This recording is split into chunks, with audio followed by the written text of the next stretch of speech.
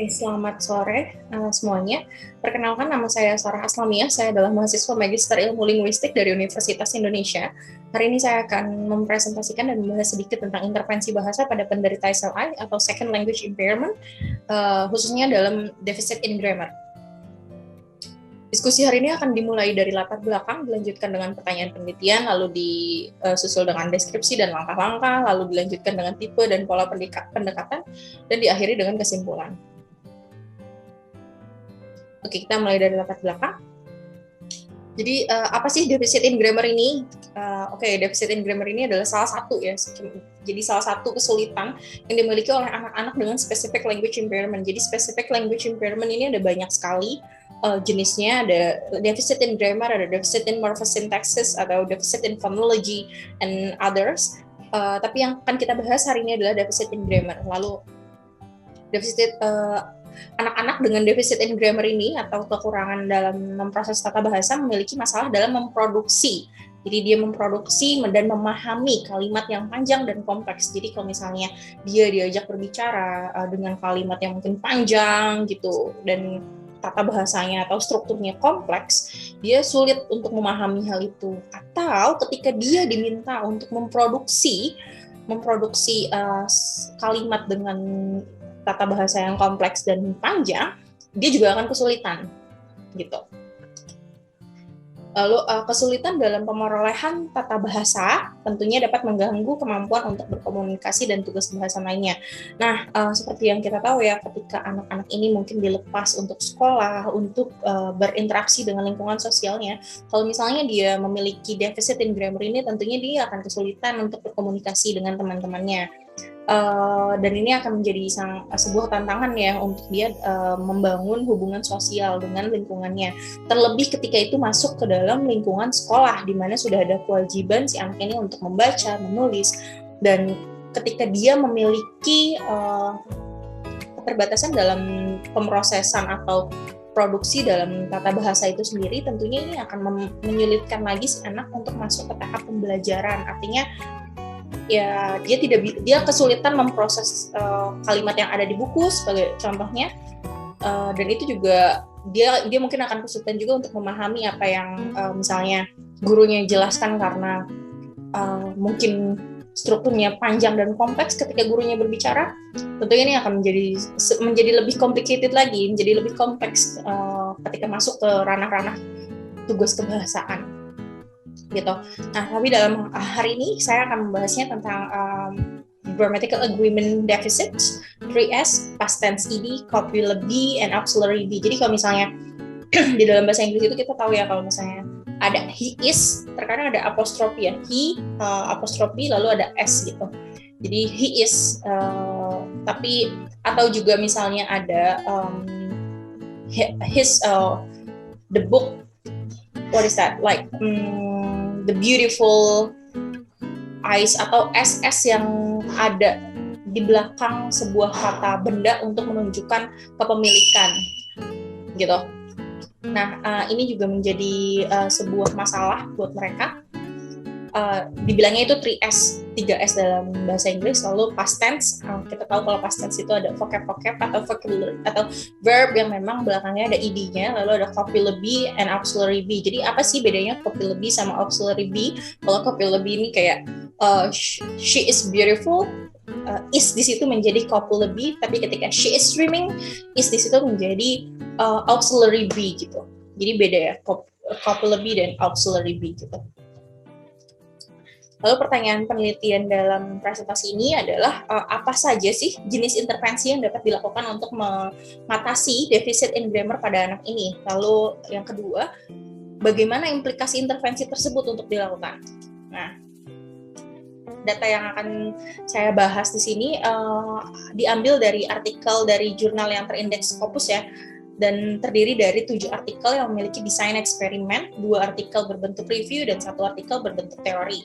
Jadi kalau kita lihat kalau dari eksperimen gimana sih hasilnya untuk diimplementasikan ke dalam bentuk pengajaran misalnya. Lalu penelitian yang dilakukan kebanyakan mengangkat tema past tense, verb, plural, and complex sentence. Nah, kita udah masuk ke langkah-langkah dulu. Sebelumnya kita harus hal pertama banget yang harus dilakukan itu adalah sebenarnya mengumpulkan anak-anak yang memiliki karakteristik yang sama. Jadi kalau misalnya dia nggak cuma defisit enneagram aja, tapi ternyata umurnya misalnya jauh berbeda, kayak umur 5 tahun dan 12 tahun, wah itu jauh banget ya rentangnya. Nah itu harus diperhatikan lagi. Apakah memiliki karakteristik yang sama, lalu language deficitnya sama nggak sih, grammatical deficitnya ada di area mana nih anak-anak ini, mereka punya karakteristik yang sama nggak, atau clinical background, dia pernah dikasih treatment apa, apakah itu memiliki pengaruh terhadap diri dia. Itu penting untuk diperhatikan. Lalu menentukan tujuan pembelajaran, nah ini penting ya. Menentukan tujuan pembelajaran ini bisa menjadi sesuatu hal yang kompleks karena seperti yang kita ketahui bersama bahwa kalau misalnya kita pertama banget, kalau kita mau menentukan tujuan pembelajaran, kita harus tahu bahwa tujuan utama kita melakukan intervensi ini adalah untuk membantu si anak agar mencapai pemahaman yang lebih baik gitu, dan penggunaan sintaksis dan morfologi dalam percakapan, dalam penulisan atau dan yang lain sebagainya dalam bentuk komunikasi. Jadi tujuan utamanya itu adalah untuk intervensinya ya. Tujuan utama intervensinya itu adalah menolong gitu.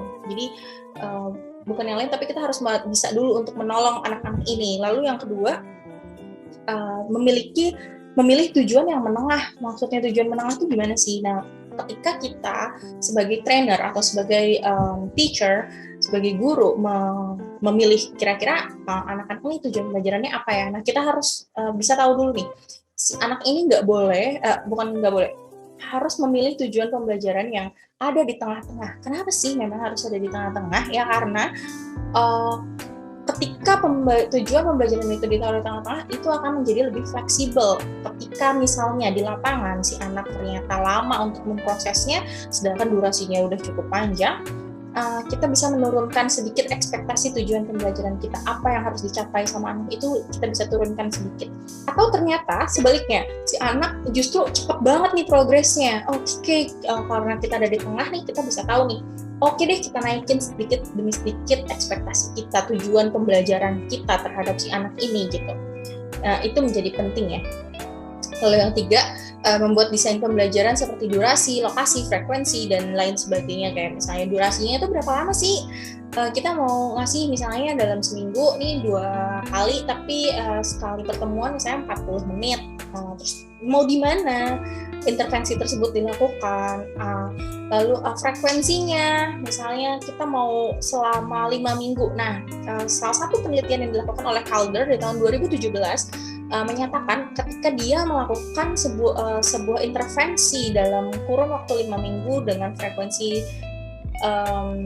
seminggu 2 kali dan durasinya itu sekitar 40 menit gitu, ternyata itu berhasil, tetapi dia tidak cukup puas karena intervensi itu meskipun memberikan hasil yang baik, tapi ternyata tidak maintain di anak-anak tersebut. Akhirnya si anak-anak ini tidak, kalau kita bilangnya tuh nggak bertahan lama gitu, nggak bisa digunakan setelah penelitian itu nggak lama itu ya udah mereka hilang lagi pengetahuan itu. Jadi itu tidak bertahan lama walaupun durasinya itu udah 5 minggu. Nah ini kenapa penting akhirnya menentukan durasi yang tepat, karena itu seperti dosis ya, durasi, frekuensi, lamanya repetisi itu seperti dosis untuk dosis dalam melakukan intervensi untuk anak-anak ini gitu.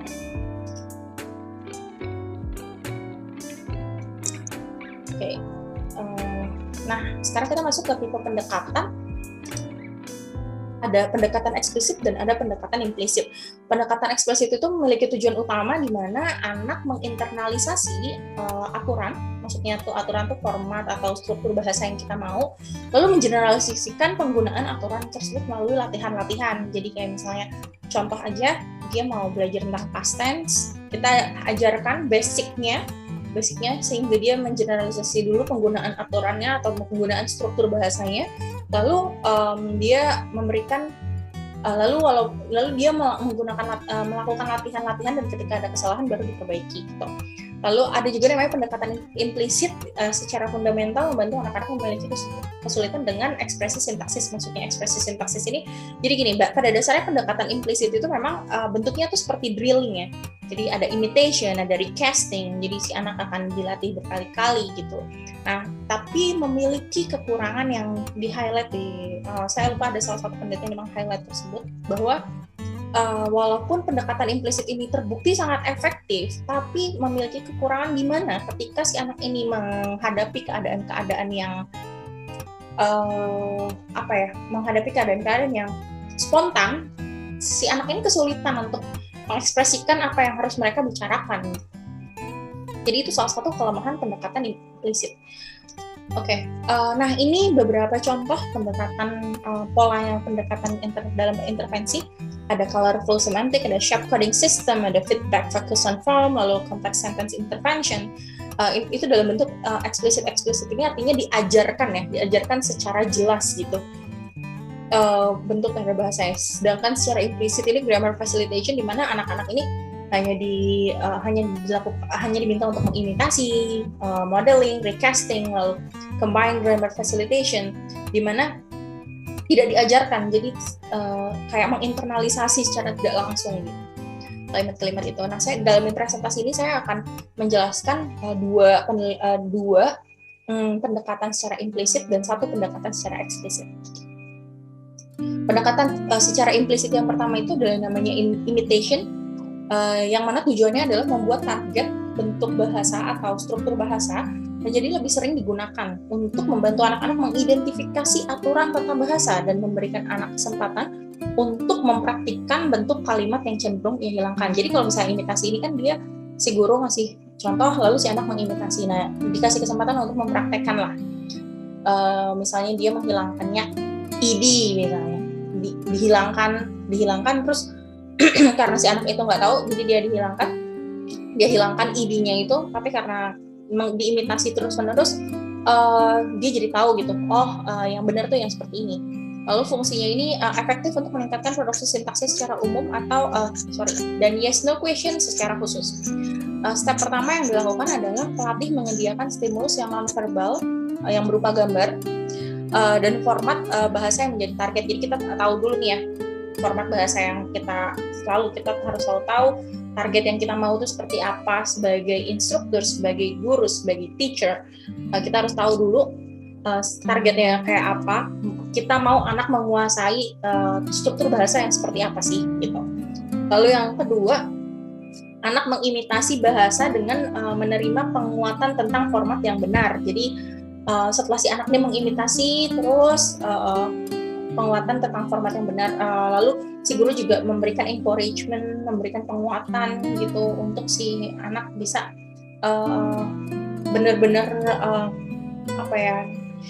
menginternalisasi bentuk yang benarnya tuh seperti apa gitu. Dan yang terakhir, penguatan secara berangsur itu dikurangin tapi secara perlahan-lahan sampai anak mampu memproduksi bentuk bahasa yang ditargetkan sebagai respon dari stimulus nonverbal kayak gitu.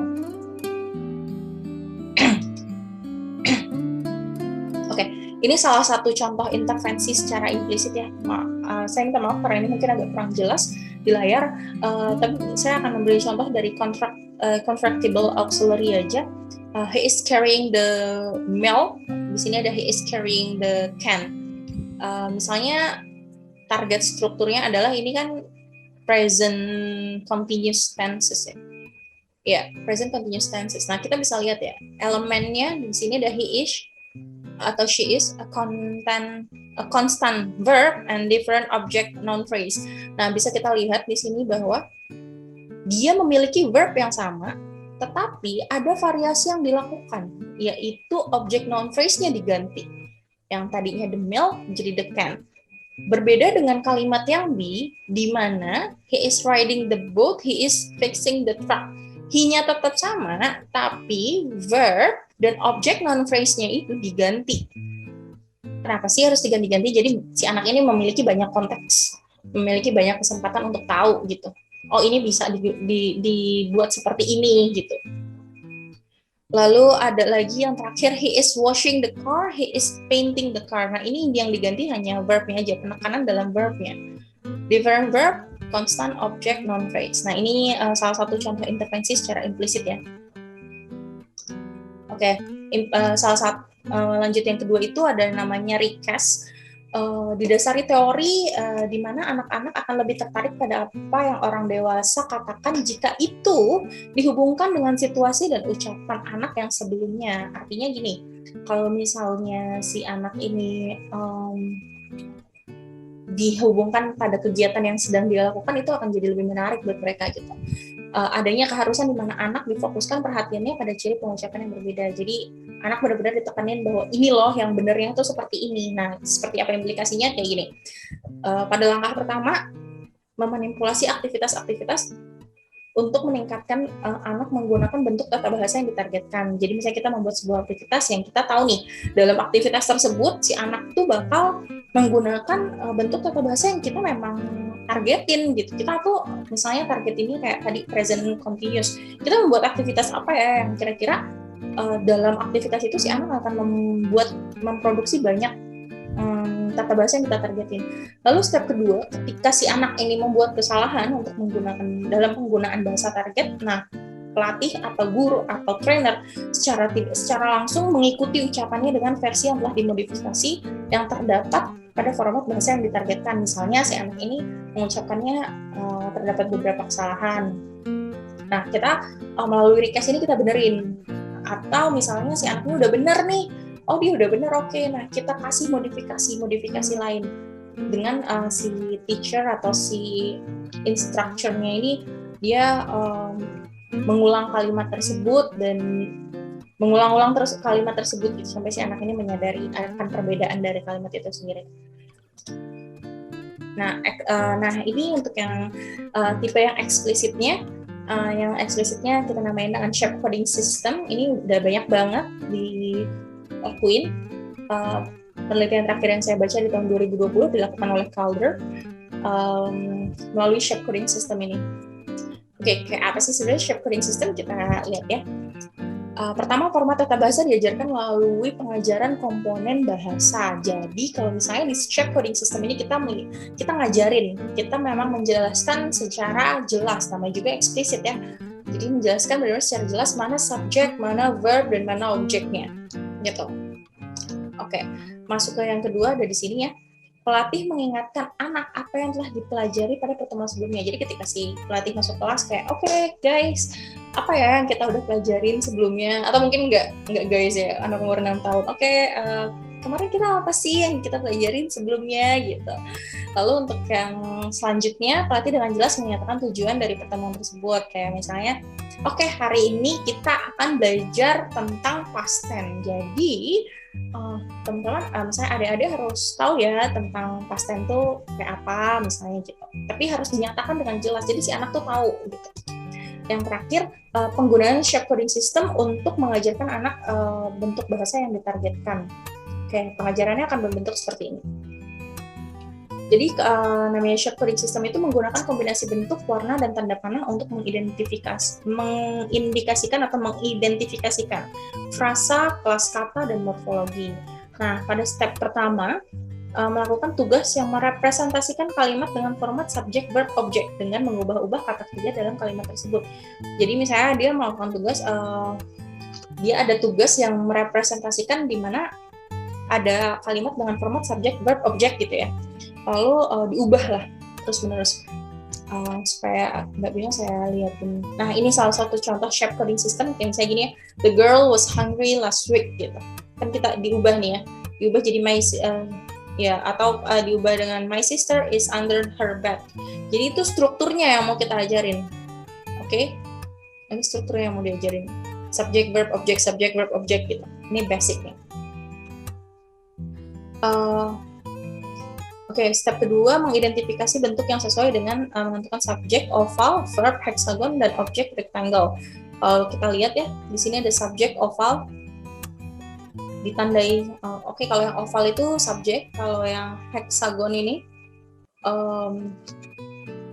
kalau yang hexagon itu verb, dan kalau yang kotak ini, dia jadi objek, her bed. Ini ada kotaknya. Gitu. Lalu step terakhir, petunjuk yang didapatkan dari shape yang diberikan perlahan dihilangkan dan dikurangi dan anak dilatih tanpa shape. Jadi kan tadi kalau misalnya kita lihat ada banyak shape-nya. Nah, setelah si anak ini benar-benar ngerti, kita rasa benar-benar udah mulai paham, nah kita perlahan-lahan aja ilangin nih shape-nya.